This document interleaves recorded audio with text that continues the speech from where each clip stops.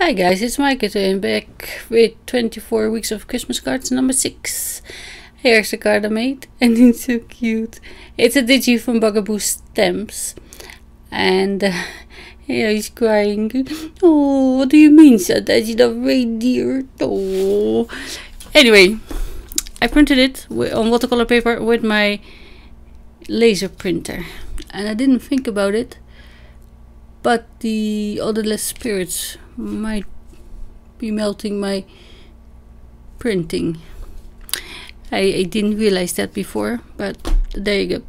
Also, the eraser kinda he took his eye out, so I tried to fix it. But yeah, you will see.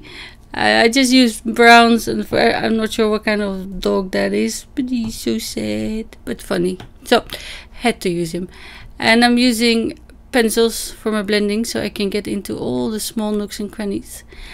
For this technique you need to have a good layer down first, I think, and then you can add your shadows and such after that. But yeah, it works really nice, and I can change brushes to my need.